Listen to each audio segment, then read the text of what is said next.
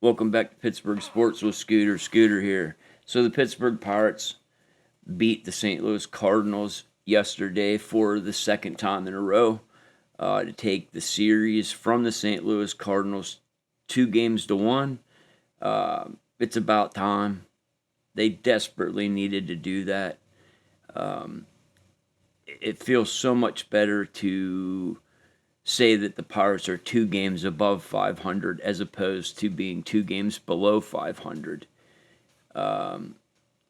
Seems to be a lot of renewed excitement around this team again that was desperately waning just a couple days ago. I'm not going to go that far. I'm not going to get that excited over 2 wins. We've seen this before. I need to see them win 7, 8, 9, 10 games in a row, as we've watched the Cubs do this year, as we've watched the Cardinals basically do this year. We watched the Reds do something similar at the beginning of the season.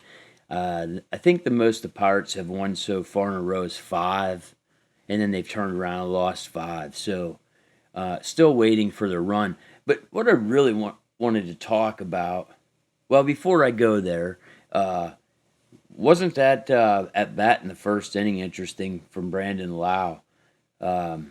If I would have been Marmol, the coach for the Cardinals, I'd have been ballistic. The umpires saying that was a home run, which made his outfielders not, go after the baseball aggressively, and Brandon Lau gets an inside the park home run out of it. Then it's later reviewed and find out it wasn't a home run. Good for the Pirates, worked in our benefit, but I can only imagine what I'd be listening to this morning if that would have been happened to the Pirates. So a good job by Brandon Lau to realize it and run the bases and not just stand there and watch. So kudos to him. And Braxton Ashcraft, I've been telling you guys since the beginning of the season, even before that, since the end of last year, that Braxton Ashcraft would be the ace of 99% of major league teams in the big leagues.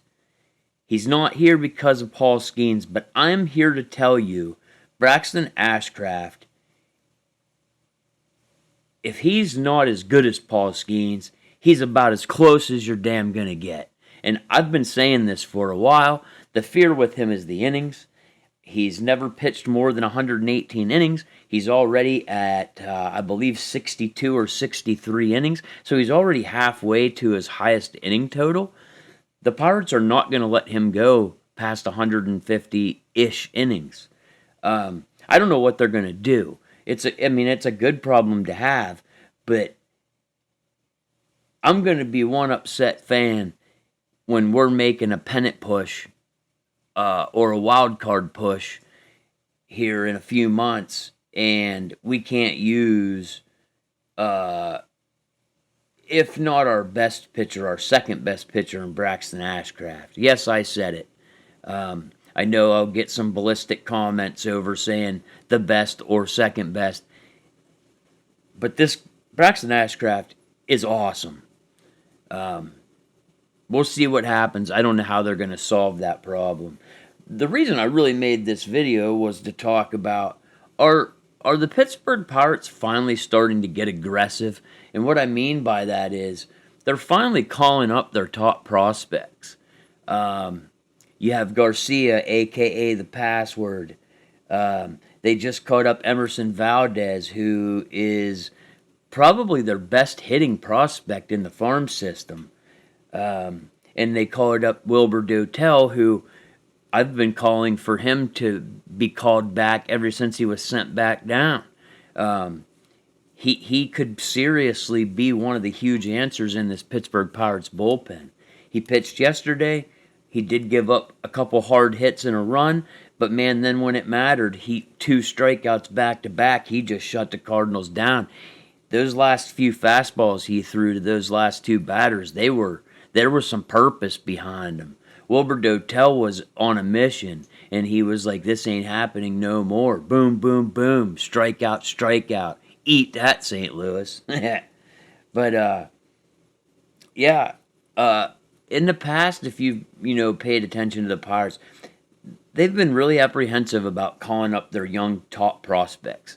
You know, usually they would go with a more, shall we say, a more veteran call up, a guy who has some more big league experience under his belt, which has always kind of baffled me a little bit.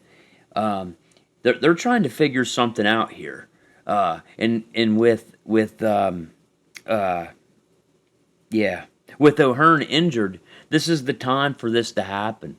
Hopefully, between the two of them or both of them, and when I say the two of them, I'm referring to Garcia and Valdez. Um, One of these guys hopefully sticks on this roster. Hopefully, both of them do. But if one of these guys can step up here and emerge, oh man, that just makes this lineup even longer with more depth. So I'm really excited to see how this plays out. Emerson Valdez, as I said, is, I believe, their top rated hitting prospect. I believe Password is number 2 right now on this team. And let's see how it plays out. I think that's why you're seeing Cruz being experimented more in the DH spot, because both of these guys they called up are decent defenders in the outfield and can play center field. You can get Reynolds out of there and put him in the DH spot, put one of those guys out, better defense. So let's see how it plays out, y'all. This is an exciting time to be a Pittsburgh Pirate fan. If you like this video, hit like and subscribe. Let me know your opinions, man. I did this channel because I wanted to interact with fans. I wanted to get conversations started. I wanted to talk about topics and bounce ideas off each other. Not getting a lot of response back, opinion-wise. Viewership seems to be going up bit by bit, but not a lot of interactions. So hit me up. Let's talk. Like this video, hit like and subscribe. Until next time, let's go Bucks.